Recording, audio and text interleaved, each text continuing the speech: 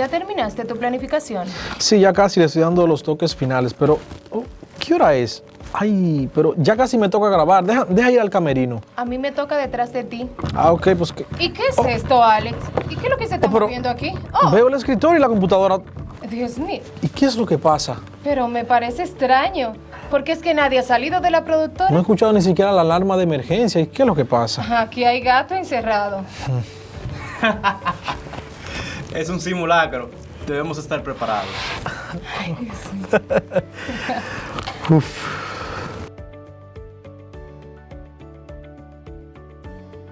Saludos mis queridos estudiantes, como cada vez que nos encontramos, estoy feliz de tenerlos en sintonía con la fascinante clase del mundo de las ciencias sociales. Yo soy su maestra Yancel Ferreras. Recuerda que debes ubicarte en un lugar estratégico y tener a mano tu cuaderno de ciencias sociales y tu lápiz. Hoy continuaremos con el tema de la geomorfología, las placas tectónicas, los terremotos y tsunamis en nuestro planeta y de la importancia de saber qué hacer antes, durante y después de un temblor. Estar claros y entrenados para ello, porque esto puede salvar nuestras vidas. La clase pasada recordamos que la geomorfología es la ciencia que estudia las formas de la corteza terrestre. Esta ciencia se ha desarrollado siguiendo dos tendencias principales, la geomorfología histórica o cíclica por un lado y la geomorfología de los procesos por otros. Las placas tectónicas son aquellas porciones de la litosfera que se ubica debajo de la superficie o de la corteza del planeta. Son de material rígido y se ubican sobre la astenosfera, una porción del manto terrestre mucho más profundo y complejo. Las placas tectónicas se encuentran prácticamente unidas una con las otras y aunque son rígidas, no están sostenidas más que unas contra otras y se mueven constantemente, solo que sus movimientos suelen ser muy ligeros y difíciles de sentir. En la mayoría de los casos, los movimientos o desplazamientos de las placas es milímetro y no se siente en la vida cotidiana. ¿Recuerdas qué es la astenosfera? Pues es la capa del interior de la Tierra que se extiende aproximadamente entre los 50 y los 150 kilómetros de profundidad, formada principalmente por rocas plásticas parcialmente fundidas que pueden deformarse. La astenosfera está situada entre la litosfera y la mesósfera. Pero ¿sabes cuáles son los movimientos de la placa tectónica? Entre estos se encuentra el movimiento convergente. Este movimiento se da cuando al chocar dos placas, la más delgada se coloca por debajo de la gruesa, originando de ese modo los sistemas montañosos. Movimiento divergente. Este hecho se produce cuando las dos placas que están unidas se separan, creando de esa manera lo que conocemos con el nombre de falla, un orificio que se adentra en las profundidades. Si esto se produce dentro de los océanos, puede decirse también que se crean sistemas montañosos marinos. Movimientos transformantes o deslizantes. Del resultado de estos también está la creación de las fallas geológicas, dado que dentro de este movimiento cada placa se desliza para una dirección contraria, realizando a su vez un roce que dependiendo de su brusquedad puede ser el causante de terremotos si se produce en tierra o tsunamis si se produce en el mar. Eso fue lo que vimos en la clase pasada, pero el día de hoy analizaremos otros conceptos para aprender más sobre este tema. ¿Sabes qué es un epicentro? Es el punto donde se origina un terremoto y donde la intensidad es aún mayor. Este se mide a través de un instrumento llamado sismógrafo, el que registra en un papel la vibración de la tierra producida por el sismograma. Este nos informa la magnitud y la duración. Este instrumento registra dos tipos de ondas, las superficiales, que viajan a través de la superficie terrestre y que producen la mayor vibración de esta y probablemente el mayor daño, y las centrales o corporales, que viajan a través de la Tierra desde su profundidad. Esto se produce debido al choque de las placas tectónicas y a la liberación de esa energía en el curso de una reorganización brusca de materiales de la corteza terrestre. Otras de las causas pueden ser desprendimiento de las rocas en las laderas de las montañas, también actividades subterráneas originadas por un volcán, actividades subterráneas ocasionadas por el hombre como los experimentos nucleares. Puede ser también la fuerza que ejercen los millones de toneladas de aguas acumuladas en represas y lagos artificiales. Pero, ¿qué importancia tiene estudiar las características de la Tierra? Bueno, esto nos ayuda a prevenir posibles catástrofes y saber qué hacer en caso de que se produzca una. Hay algo que debemos tener bien claro para poder entender todo esto de manera clara, y es cómo está compuesta la Tierra para que lleven a cabo estas incidencias en ellas. Por ello, vamos a ver cómo está conformada en su interior. Las tres capas principales que conforman la estructura interna de la Tierra son la corteza, el manto y el núcleo. La capa más externa, muy delgada con respecto a las otras, se llama corteza terrestre. Presenta espesores comprendidos entre 5 a 10 kilómetros de profundidad para la corteza oceánica y hasta 70 kilómetros de profundidad en la corteza continental y es sólida. El manto llega desde la corteza hasta una profundidad de 2.900 kilómetros. Está formado por materiales más densos que los de la corteza. En ella predominan minerales con hierro y magnesio, como el olivo. Es una capa sólida, aunque entre los 200 kilómetros presenta cierta plasticidad. Esta zona más plástica se conoce como astenosfera y se conoce como el motor interno de la Tierra. La capa más profunda del interior de la Tierra se denomina núcleo y se divide en dos, el núcleo interno y el núcleo externo. El interno es una esfera de unos 2.432 kilómetros de diámetro de extremo a extremo, y en él se encuentra el centro del planeta. La composición del núcleo es principalmente de hierro y una pequeña porción de níquel. El núcleo interno es sólido, mientras que el externo es líquido. Se comporta como un líquido a causa de las presiones y temperaturas a las cuales es sometido. Es hora de poner a prueba tus conocimientos sobre el tema. Ayúdame a subrayar la respuesta correcta. Te voy a leer cada una 2 veces y a la segunda subrayamos la respuesta. ¿Estás listo? Iniciemos. ¿Dónde se encuentra la astenosfera? Justo bajo la corteza, en una parte del manto, en el núcleo externo. Repito, ¿dónde se encuentra la astenosfera? Justo bajo la corteza, en una parte del manto, en el núcleo externo. La respuesta correcta es la B, en una parte del manto. Muy bien. Número 2. Son aquellas porciones de la litosfera que se ubican debajo de la superficie o de la corteza terrestre. Núcleo, placas tectónicas o terremotos. Repito, son aquellas porciones de la litosfera que se ubican debajo de la superficie o de la corteza terrestre. Núcleo, placas tectónicas o terremotos. Si seleccionaste la B, estás en lo correcto. Placas tectónicas. Número 3. son movimientos bruscos de la Tierra?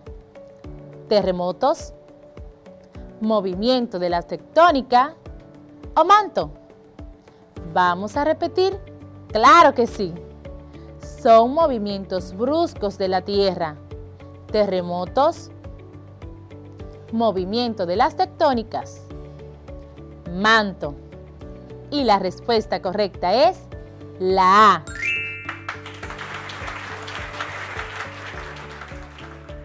Ahora, quiero que en tu cuaderno de Ciencias Sociales realices un glosario de las palabras claves o desconocidas mencionadas durante la clase, para luego buscar su significado. ¿Viste qué fácil? Es importante que vayamos evaluando los conocimientos que vamos adquiriendo. Ahora, quiero que conozcas algo más sobre este interesante tema, según EcoRed. La corteza terrestre es la capa rocosa externa de la Tierra. Es comparativamente fina, con un espesor que varía entre los 7 kilómetros en el fondo oceánico hasta los 70 kilómetros en las zonas montañosas de los continentes. Esta se divide en dos tipos: oceánico, el cual cubre aproximadamente el 75% de la superficie planetaria. Es más delgada que la continental y se reconocen en ellas 3 niveles. El nivel más inferior, llamado nivel 3, el cual linda con el manto en la discontinuidad de Morovis. Está formado por gabros, rocas plutónicas básicas. También está el continental, que es de naturaleza menos homogénea, ya que está formado por rocas con diversos orígenes. Ahora quiero que realices la siguiente actividad partiendo de tus conocimientos. Para comprender lo que hemos trabajado sobre la corteza terrestre, quiero que realices un cuadro donde coloques tu definición personal sobre la geomorfología. Luego, busques en otros lugares una definición consultando, por ejemplo, libros, diccionarios, enciclopedias, entre otros. Luego, confrontas la primera con la segunda y al final presentas en el cuadro cuál fue el resultado. Vamos ahora a leer determinadamente el siguiente texto. La lectura se puede realizar silenciosa o colectiva, pero como estamos juntos en casa, ¿qué te parece si nos acompañas y leemos todos juntos? La geomorfología es una ciencia natural que se encarga del estudio del relieve de la superficie terrestre.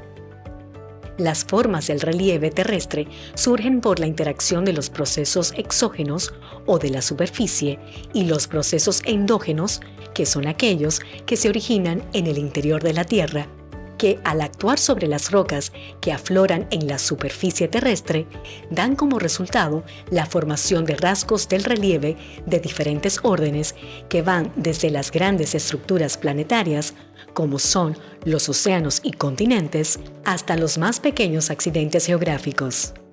Sin embargo, según la definición general, queda implícito que la geomorfología estudia tanto el relieve de las superficies emergidas como de los fondos oceánicos, pero si partimos del hecho de que los procesos morfogénicos que actúan en las superficies continentales e insulares son diferentes a los que moldean los fondos marinos, se ha aceptado que la geomorfología se ocupa de las formas medias y pequeñas del relieve, mientras que se ha dejado a la iconología el estudio y cartografiado del relieve submarino, y a la geotectónica el estudio de los orígenes y desarrollo de las grandes estructuras planetarias.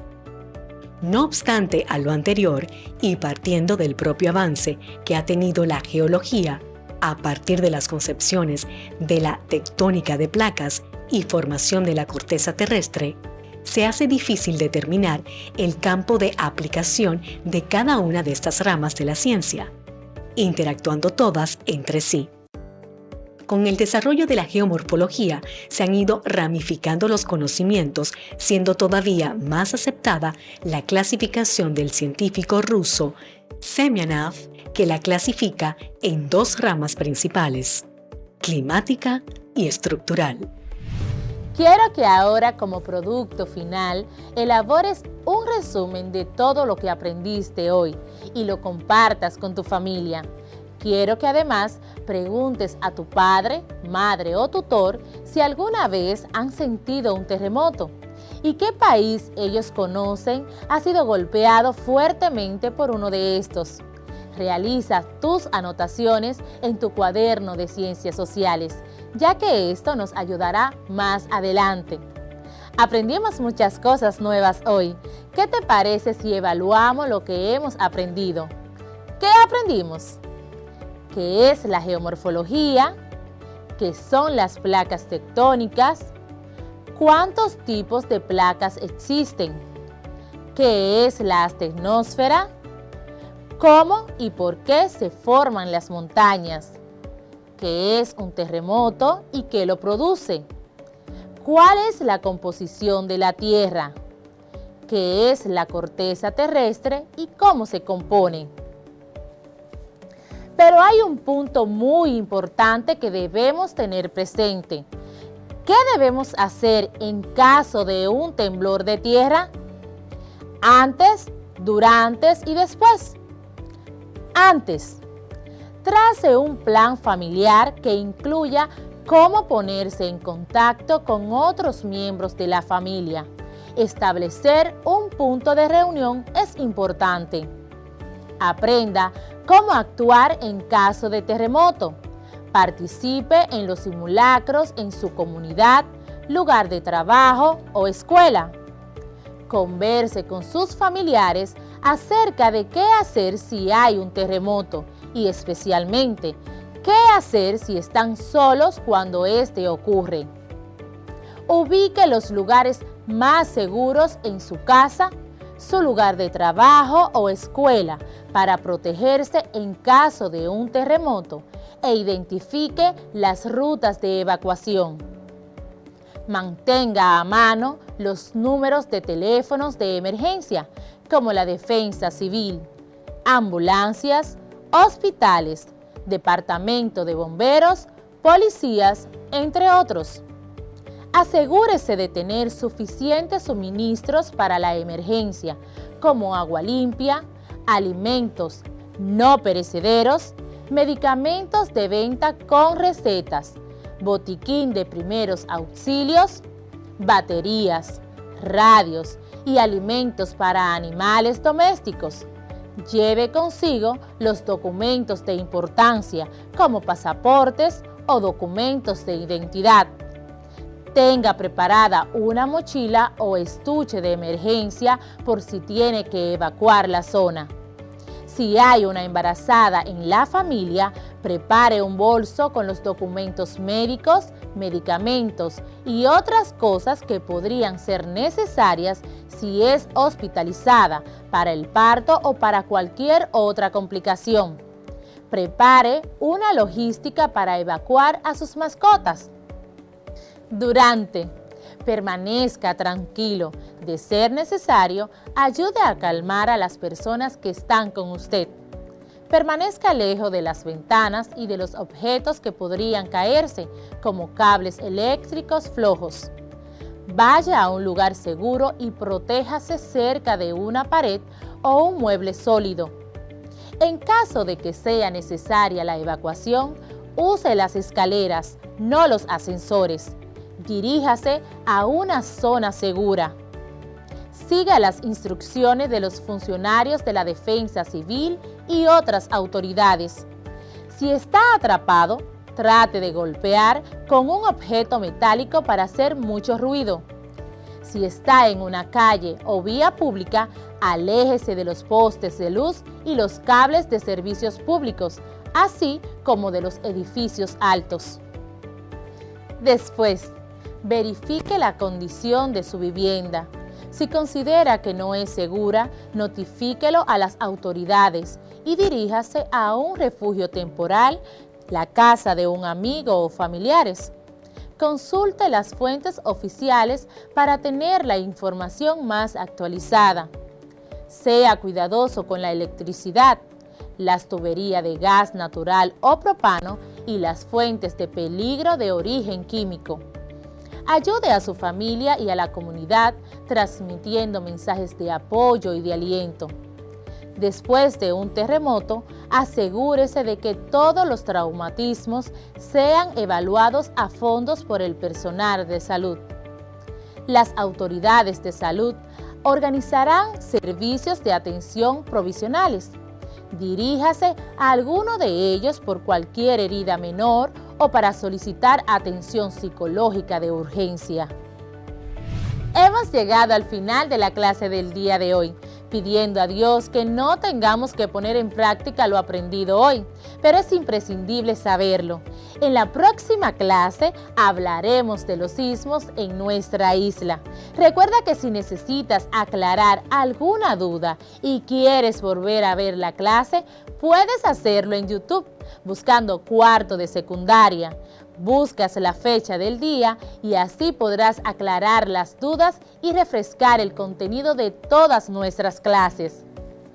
Recuerda quedarte en casa para preservar tu salud y la de los tuyos, porque para nosotros es muy importante. Nos vemos en una próxima interesante clase de Ciencias Sociales con la maestra Yancel Ferreras. Bye.